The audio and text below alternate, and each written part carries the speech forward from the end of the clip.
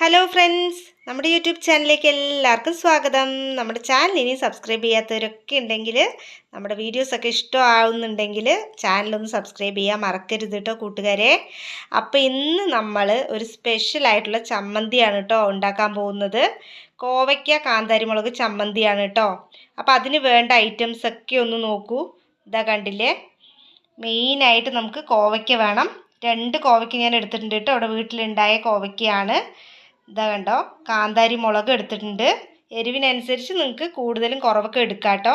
പിന്നെ ഈ കാന്താരി മുളക് ഞാൻ കാണിച്ചത് എന്താണെന്ന് വെച്ചാൽ ഇത് പഴുത്ത കാന്താരി മുളകാണ്. അപ്പോൾ ഇതിൻ്റെ ഉള്ളിലുള്ള കുരു ഉണ്ടല്ലോ, അത് നമുക്ക് വിത്തായിട്ട് യൂസ് ചെയ്യാൻ പറ്റും കേട്ടോ. ഈ ഒരു പാകത്തിൽ നമ്മൾ മുളപ്പിച്ചെടുക്കാൻ പറ്റും ചെടി.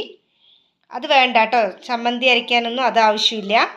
പിന്നെ ഇതാ കണ്ടില്ലേ, നമുക്ക് അടുത്തത് ഉള്ളിയാണ് വേണ്ടത്. ഉള്ളി ചെറുതായിട്ടൊന്ന് കട്ട് ചെയ്തെടുക്കണം. വെളുത്തുള്ളി ഇതാ ചെറിയ 2 അല്ലി എടുത്തിട്ടുണ്ട്.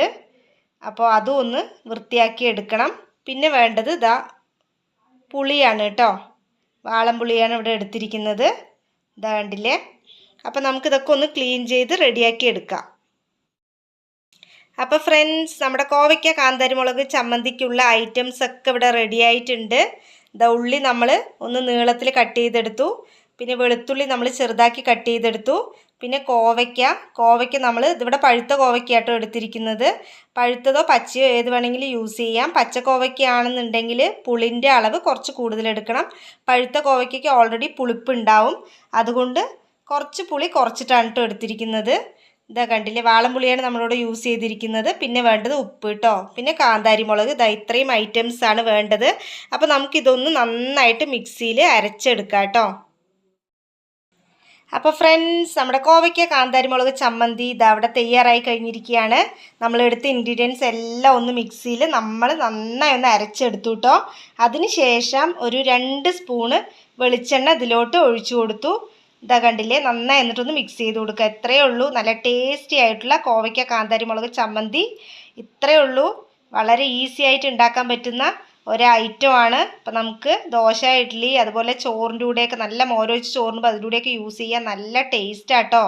വേറെ കറിയൊന്നും ആവശ്യം വരില്ല. അതും നമ്മൾ ഈ കോവയ്ക്ക എന്ന് പറയുന്നത് പഴുത്ത കോവയ്ക്ക നമ്മൾ വേസ്റ്റാക്കി കളയാറുണ്ട് പലരും. അപ്പോൾ ഇനി കളയണ്ട കേട്ടോ. ഇനി നിങ്ങളിങ്ങനെ ഒന്ന് ചമ്മന്തി അരച്ച് നോക്കൂ, നല്ല ടേസ്റ്റ് ആയിരിക്കും, അടിപൊളിയാണ്. അപ്പോൾ പഴുത്ത കോവയ്ക്കാകുമ്പോൾ ഒന്നുകൂടി ടേസ്റ്റ് കൂടും. അപ്പോൾ എല്ലാവരും ഒന്ന് ട്രൈ ചെയ്ത് നോക്കിയിട്ട് അതിൻ്റെ റിസൾട്ട് ഒന്ന് കമൻറ്റ് ചെയ്യാൻ മറക്കരുത്. നിങ്ങൾക്ക് വീഡിയോസ് യൂസ്ഫുള്ളായി തോന്നുന്നുണ്ടെങ്കിൽ സബ്സ്ക്രൈബ് ചെയ്യാനും മറക്കരുത് കേട്ടോ.